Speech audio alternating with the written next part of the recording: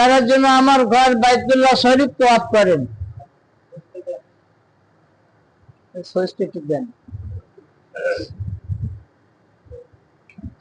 এই কাণ্ড বন্ধ করে দেন, আমার কানে দরকার নেই। তারা যেন বাইতুল্লাহ শরীফ জিয়ারত করে। আর বাইতুল্লাহ শরীফ যদি জিয়ারত করে না মারা যায়, বাইতুল্লাহ শরীফ যদি জিয়ারত না করে মারা যায়, আল্লাহ নবী বললেন আযিম নাস, যাদেরকে আল্লাহ সমর্থ দিলেন, সমর্থ থাকা অনুসারেও যারা বাইতুল্লাহ জিয়ারত করলো না, বাইতুল্লাহ তওয়াফ করলো না, আমি নবীর রওজাকে জিয়ারত করলো না, তারা ইহুদি খ্রিস্টান নাসারা হয়ে মারা যায়, এতে আল্লাহরও কিছু যায় আসে না, আমি নবীরও কিছু যায় আসে না। আল্লাহ তাআলা এবং আল্লাহ নবী যেটা বলেছেন এটা কি মিথ্যা হতে পারে? কথা বলেন, মিথ্যা হতে পারে? মিথ্যা হওয়ার কোন কায়দা নাই। নবী যা বলেন সত্য বলেন। আল্লাহ যে আইন জারি করেছেন সত্য আইন জারি করেছেন, তার দলিল প্রমাণ আল্লাহ কোরআনুল কারিমে দিয়েছেন। أذن في الناس بالحج يأتوك رجالا وعلى كل ضامر الله أكبر আল্লাহ রাব্বুল আলামিন ডাকতে বললেন, ওরে দুনিয়ার সন্তানেরা, আমার কোরআনকে অবমাননা করো না, আমার কোরআনকে মেনে জীবন যাপন করো,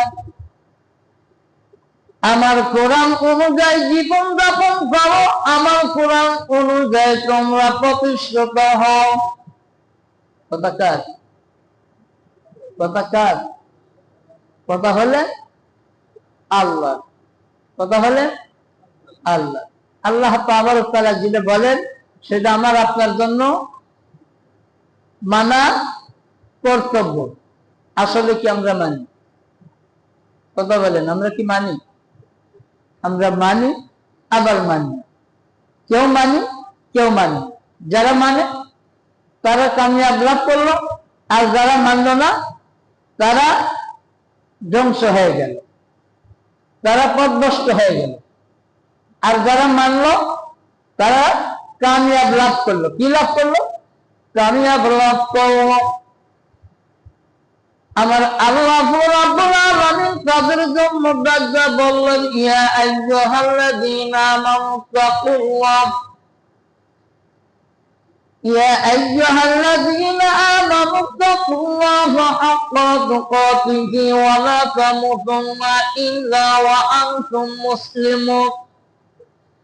যারা আমার দিনকে মানলো, যারা আমার কোরআনের উপরে জীবন যাপন করলো, প্রতিষ্ঠিত লাভ করলো, তারা যেন পরিপূর্ণ ঈমানদার, পরিপূর্ণ মুসলমান হয়ে দুনিয়ায় জীবন যাপন করলো।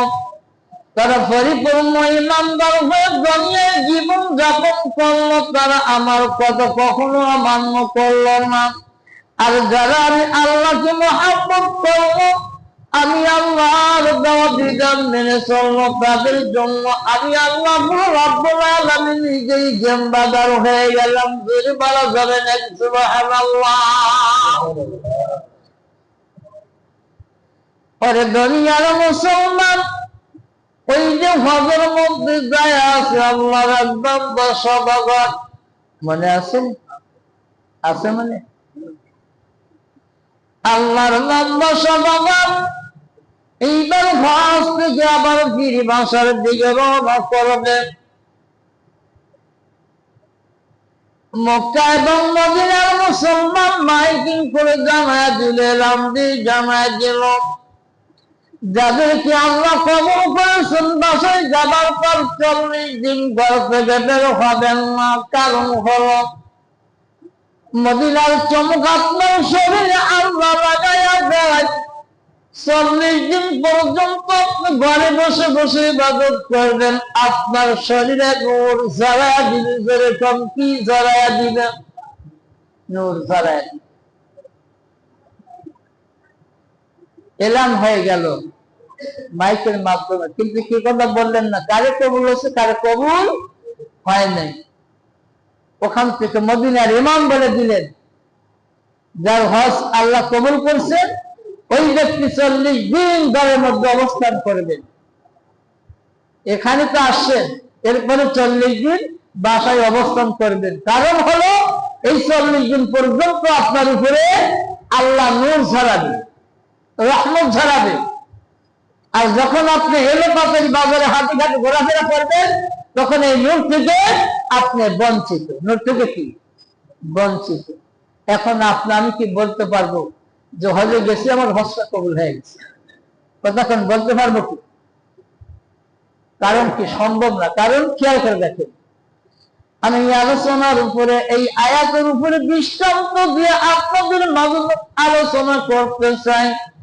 আল্লাহর বান্দা সবাই এইবার বাসায় ফিরে চলে আসলেন। আসার পরে দেখলেন গেটের দরজায় ময়না সোনার খাঁচায় বন্দি। বন্দি কিসের খাঁচায়? সোনার খাঁচায়। যারা জেলখানা যায়, একটু খেয়াল করেন, যারা জেলখানা যায়, জেলখানা থেকে বের হয়ে আসার পরে তাদেরকে জিজ্ঞাসা করবে,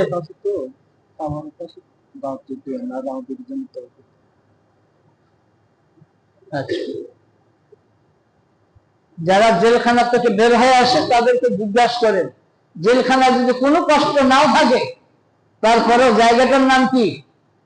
জেলখানা। দুনিয়ার আলো বাতাস থেকে বঞ্চিত, কোনো কিছু দেখা যায় না। দুনিয়ার কোনো কিছু দেখা যায় যায় না।